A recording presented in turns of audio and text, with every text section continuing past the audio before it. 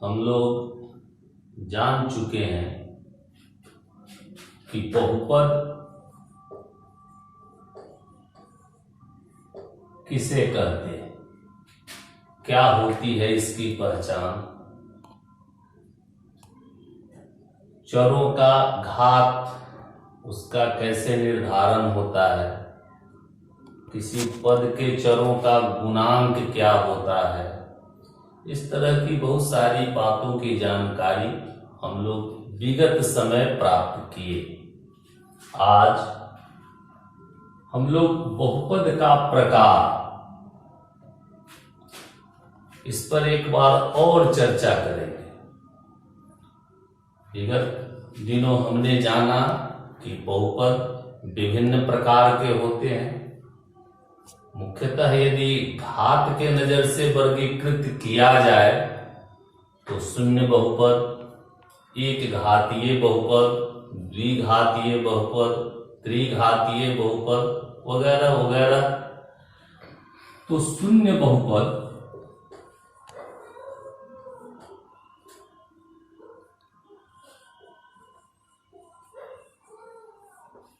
इसके उदाहरण में हम सभी अचर पदों को ले सकते हैं। सभी अचर पद जिसमें चर सदृश नहीं हो, वो सभी अचर पद शून्य बहुपद कहलाएंगे। एक घातीय बहुपद,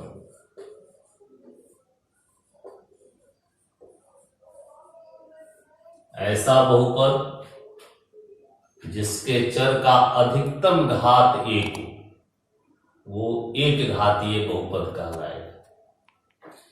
एक घातीय बहुपद का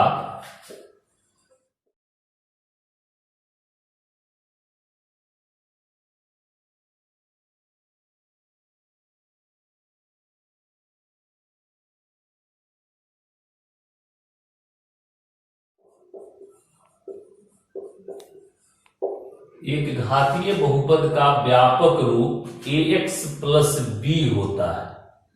ये व्यापक रूप, स्टैंडर्ड फॉर्म, एक ऐसा रूप जिसमें हम बहुपद के गुण धर्मों को देख कर ही जान सके। इस व्यापक रूप के उदाहरण में मैं आपको बताना चाहूंगा हमारे समाज में, जैसे कि पुलिस वर्ग के लोग, यदि वो अपने वर्दी में होते हैं तो बगैर हम उनके पोस्टों को जाने हम ये तय कर लेते हैं कि ये जो सम्मुख व्यक्ति है ये पुलिसमैन है।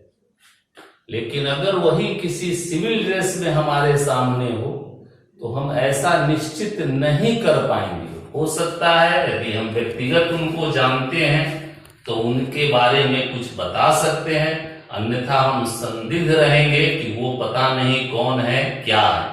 लेकिन फिर आपको दोहराएं, जैसे कि वो यदि ड्रेस में हो तो फिर इसमें संशय की कोई गुंजाइश नहीं होती। कुछ ऐसा ही हमारे इस गणित में बहुपदों के व्यापक रूप को लेकर, किसी भी बहुपद को यदि हम व्यापक रूप में व्यक्त करते हैं तो उससे उसके गुण धर्म की स्पष्टता होती। यहाँ एक घातीय बहुपद का व्यापक रूप, जैसा कि हमने लिखा आपके सामने, ax प्लस b, ये सामान्यतः द्विपदी है, दो पद है इसमें। पहला पद चर वाला जिसका चर है x, और इसका एक गुणांक है जिसको हम अभी यहाँ a से सूचित कर रहे हैं, और इसके साथ एक अचर पद है जिसको कि हम b से सूचित कर रहे हैं।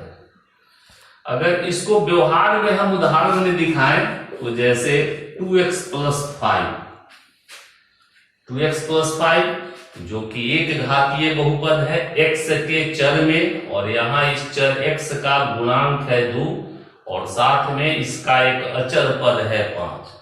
संभव है एक घातीय बहुपद में ये हमारा अचर पद कभी रहे कभी न रहे, तो भी वह एक घातीय बहुपद होगा। जैसे हो सकता है हमारा एक घातीय बहुपद सिर्फ 5x हो, तो अगर हम 5x की तुलना यदि अपने व्यापक रूप एक घातीय बहुपद के व्यापक रूप से करें तो इस x का जो गुणांक a है उसके परिप्रेक्ष्य में यहाँ x का गुणांक 5 तो हमें प्राप्त हो रहा है। हम कह सकते हैं कि यहाँ a = 5, परंतु b के स्थान पर यहाँ कोई पद नहीं।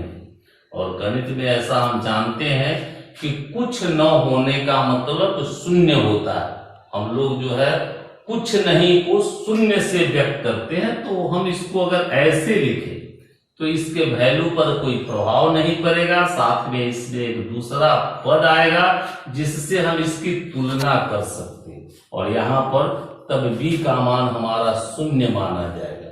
तो इस बहुपद में यदि हमसे पूछा जाए a का मान तो हम बताएंगे 5, b का मान 0।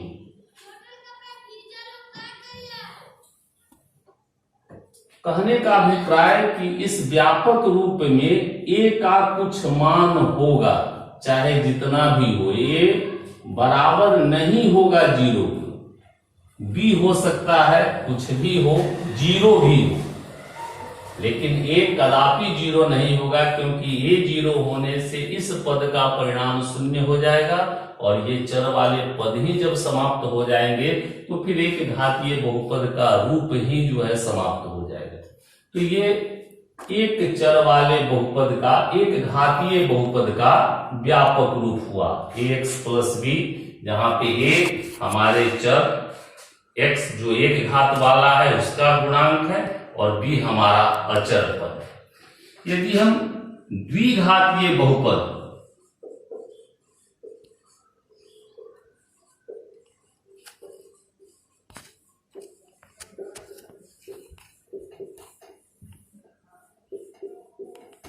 द्विघातीय बहुपद का व्यापक रूप स्टैंडर्ड फॉर्म देखें तो यह होता है ax² + bx + c।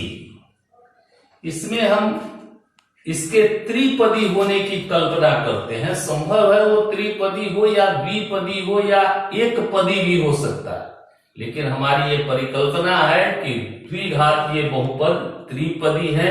इसका प्रथम पद जो घात 2 वाला चर है उसके गुणांक को हम यहाँ a, एक दूसरा पद की कल्पना हम कर रहे हैं, संभवतः ऐसा कोई पद जिसका घात 1 हो, क्योंकि द्विघातीय बहुपद में प्रथम पद जो 2 घात वाला है उसके अलावे कोई एक पद के घात 2 से अधिक नहीं हो सकते, 2 से कम हो सकते। तो अब कोई और ऐसा पद इसमें संभव नहीं है जिसका घात 2 से अधिक हो। ये द्विघातीय बहुपद में इसका घात 2 होने के कारण इसके अलावे अब किसी अन्य जो है पद का घात 2 या उससे अधिक नहीं होगा। तो हो सकता है कि कोई अन्य पद हो जिसका घात 1 हो, इसीलिए हमने एक पद की परिकल्पना की bx, यानी एक ऐसा पद जिसका घात चर का घात 1 है। और अगर ऐसा पद है तो उसके गुणांक को हम b से, और एक तीसरे पद की भी हम परिकल्पना कर रहे हैं जिसमें कोई चर नहीं है, अर्थात वो हमारा अचर है, और उसको हम c से यहां सूचित कर रहे हैं। संभव है इसमें भी, जैसे कि अगर इसके अनुदिश हम एक बहुपद का निर्धारण करें तो ax² + 3x + 5। अगर हम द्विघात बहुपद के व्यापक रूप की तुलना करें यहां तो यहाँ a का मान 1 है, b का मान 3 है, c का मान 5 है। लेकिन संभव है हमारा द्विघातीय बहुपद ऐसा भी हो जिसमें कि तीसरा पद कुछ हो ही नहीं, सिर्फ यही x² + 3 और x² + 3x, और ये x² + 3x भी एक द्विघात बहुपद है। और यहां भी a का मान 1 है, b का मान 3 है, परंतु c का कुछ मान न होने के कारण हम c का परिणाम 0 जानेंगे, c का मान 0 जानेंगे। अगर इसे हमें व्यक्त करना हो तो हम लिख सकते हैं कि यहाँ a = 1, b = 3 तथा c = 0। इसके संदर्भ में हम यहाँ लिख सकते हैं कि a = 1, b = 3 और c = 0। ऐसा भी संभव है कि हमारा ए वाला पद तो हो, सी वाला पद हो, परंतु बी वाला ही पद न हो। और ऐसा संभव है, यह भी एक द्विघात बहुपद होगा। और यहां ए का मान 1, बी का मान, बी वाला पद न होने के कारण 0 तथा सी का मान 5। हम यहां दिखाए कि हमारे किसी द्विघात बहुपद में संभव है कि सी वाला पद हो न हो, बी वाला पद हो न हो, परंतु यहां ध्यान देने योग्य बात है कि ए वाले पद को लेकर कोई संशय नहीं होना चाहिए, क्योंकि ये वाला जो पद है वो मुख्य पद है, नेतृत्वकर्ता पद है, जिससे ही इसकी पहचान। और यदि ए का मान 0 हो या ए वाला पद ही न रहे तो फिर इसका अस्तित्व ही नहीं रहेगा, यह एक द्विघात बहुपद नहीं रहेगा। इसलिए ए 0 नहीं हो सकता, निश्चित ही कोई और संख्या होगी, कोई और मान होगा जिस कारण इसकी उपस्थिति रहेगी। और अब इसी तरह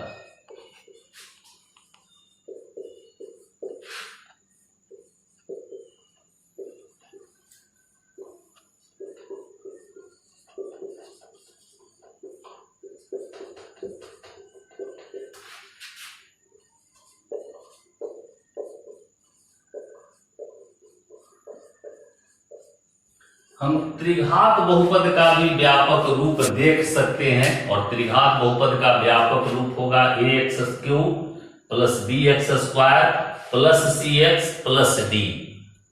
और हमने यहाँ जो एक घातीय बहुपद का व्यापक रूप देखा, द्विघातीय बहुपद का व्यापक रूप देखा, त्रिघातीय बहुपद का व्यापक रूप देखा, तो जो हमारी समझ बन रही है, इस आधार पर हम यदि आवश्यकता समझें तो हम 4 घातीय 5 घातीय वाले बहुपद का भी व्यापक रूप लिख सकते हैं।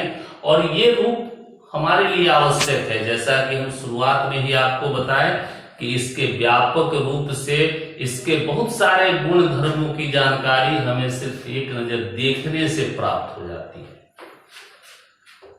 तो इस तरह से कुछ खास प्रकार जो बहुपद के हुए, तो हमने उनको और उनके व्यापक रूप को जाना। अब हम लोग आगे बढ़ के किसी बहुपद का परिणाम उस पर नजर डालते हैं। बहुपद का परिणाम, तो किसी भी बहुपद का परिणाम उसके चर के मान के ऊपर निर्भर करता है। जैसे यदि हम एक बहुपद लें और वो भी एक घातीय बहुपद लें, हम मान लेते हैं कि px, एक बहुपद का नाम हमने रखा है px, जिसकी वैल्यू है 2x + 5। अब इस 2x + 5 का जो परिणाम होगा वो इसके x पर निर्भर है, क्योंकि अन्य जो माने हैं इसमें, अन्य जो चीज सम्मिलित है इसमें, इसकी स्पष्टता है। जैसे इसका गुणांक 2, इसकी स्पष्टता है। यहाँ पर अचर पद 5, इसकी स्पष्टता है। परंतु यही मान है जिसका परिणाम स्पष्ट नहीं होने के कारण पूरे px का परिणाम स्पष्ट नहीं। और यदि इसके मान को, x के मान को या तो हम जान ले या मान ले, तो इस माध्यम से हम एक px का परिणाम भी बता सकते हैं। जैसे यदि x = 1, तो अब हम p और x के जगह यहां 1 का प्रयोग करें तो हमारा p1 बनेगा 2 × 1 + 5 = 2 + 5 = 7। और यदि हम x के मान को परिवर्तित करें पुनः, x = 2, तो हम p2 का मान पाएंगे तो 2 × 2 + 5 मीन्स 4 + 5 = 9। तो इस तरह से हम देख रहे हैं कि किसी बहुपद का परिणाम उसके चर मान पर निर्भर होता है। और इस तरह से यदि हमें कभी आवश्यकता पड़े या हमें किसी द्वारा निर्देश दिया जाए कि किसी बहुपद का परिणाम ज्ञात करें चर के किसी खास दिए गए मान के आधार पर। जैसे कि हम एक प्रश्न लेते हैं,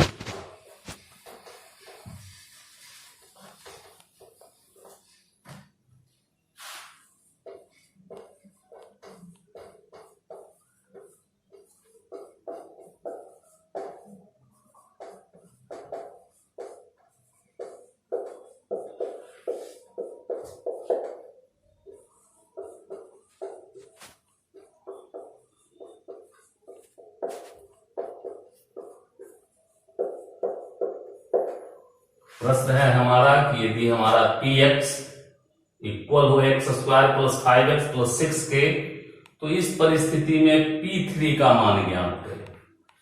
आइए इसको हल करते हैं। तो दिया गया है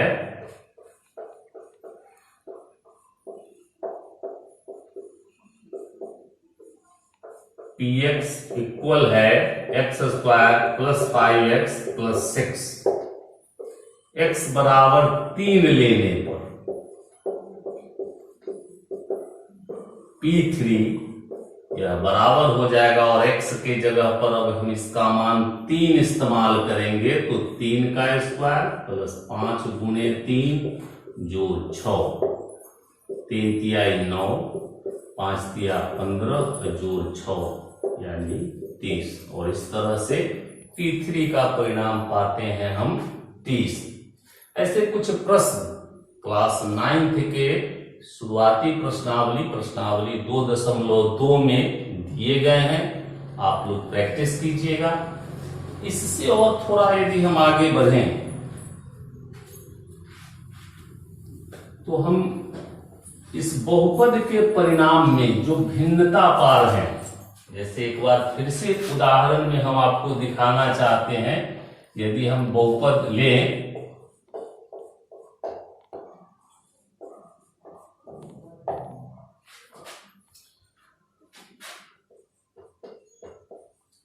तो P1 हमारा देखिए क्या बनेगा, 2 into 1 minus 6 equal to 2 minus 6 equal to minus 4। P2 हमारा बनेगा 2 into 2 minus 6 equal to 4 minus 6 equal to minus 2। P3 हमारा बनेगा 2 into 3 minus 6 equal to 6 minus 6 equal to 0। P4 हमारा बनेगा 2 into 4 minus 6 equal to 8 minus 6 equal to 2।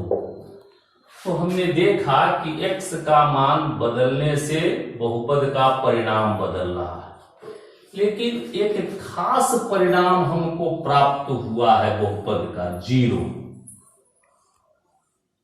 और यह मान 3 के कारण प्राप्त हुआ है। जब x का मान 3 हम रख रहे हैं तो इस बहुपद का परिणाम हमको 0 प्राप्त हो रहा है। तो चर के इस विशेष मान को, जिसने कि बहुपद का परिणाम 0 किया है, हम इस बहुपद का 0 कहेंगे। चूंकि P3 इक्वल टू 0, इसलिए 3 Px का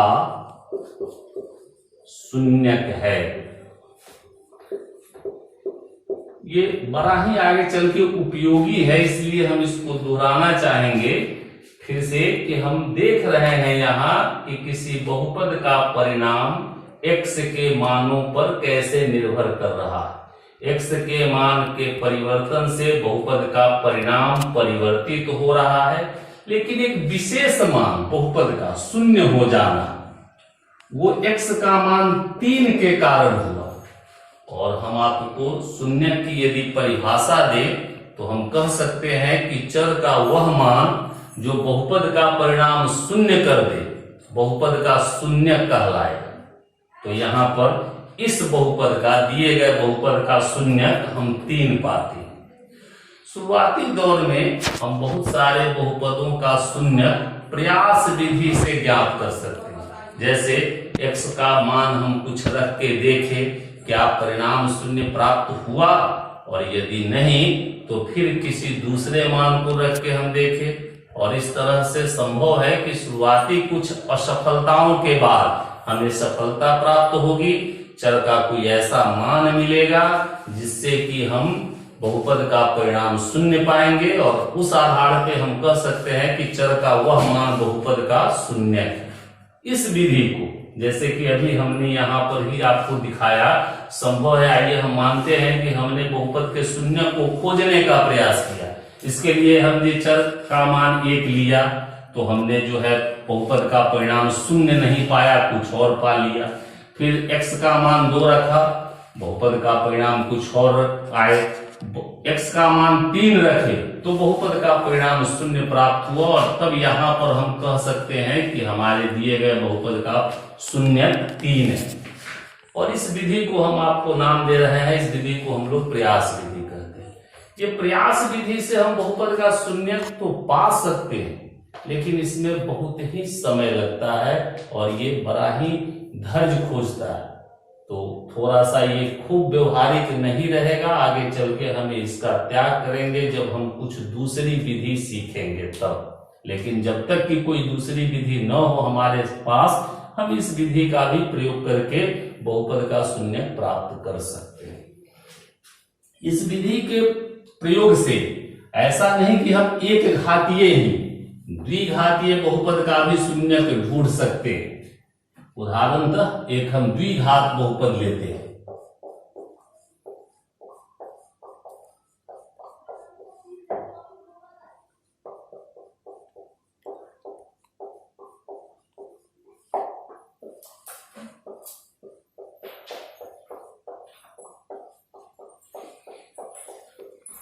तो x बराबर 1 लेने पर हमारा P1 होगा 1 स्क्वायर माइनस 7 इंटू 1 प्लस 10, ये इक्वल हो जाएगा 1 minus 7 plus 10 equal to 11 minus 7 equal to 4।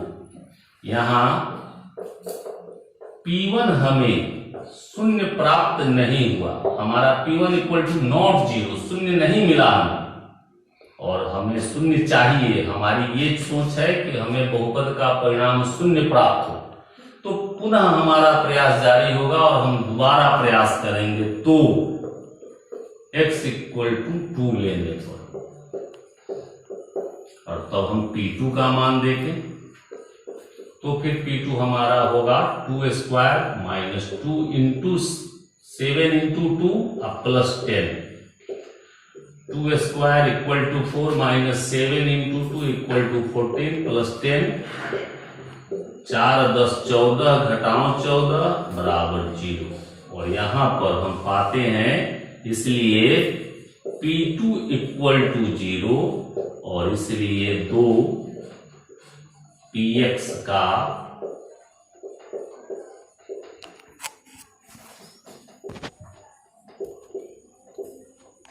शून्य है। शून्य के निर्धारण की बहुत सारी विधियां हैं जो समयानुसार हम लोग सीखेंगे, जानेंगे, लेकिन उसका एक क्रम होगा, और उस क्रम में हम लोग आगे बढ़ेंगे तो हम लोग गुणनखंड विधि, सूत्र विधि और विधियों की ही चर्चा होगी। लेकिन हमारी आपसे सब अपेक्षा रहेगी कि आप प्रयास विधि से ही शुरुआती दौर में कुछ दिए गए बहुपदों का शून्य प्राप्त करें, या फिर दिए गए बहुपद के स्थिति में x का मान 1 लेकर उस बहुपद का परिणाम क्या होगा उसको जाने, x का मान 2 रखने पर उस बहुपद का परिणाम क्या होगा वो जाने, x का मान 3 रखने पर इसका परिणाम क्या होगा वो जाने। गणित में अभ्यास की बड़ी महत्ता होती है, चाहे हम कितनी भी बातों को जान ले, समझ लें, लेकिन यदि जब तक हम उसके लेके क्रिया न करें, हमारी क्षमता में विकास होना संभव नहीं है। इसलिए हम एक बार और आपसे अपेक्षा करते हैं कि आप अपना प्रयास जारी रखेंगे, और समय अनुसार फिर आपको नई नई बातें बताई जाएंगी। धन्यवाद।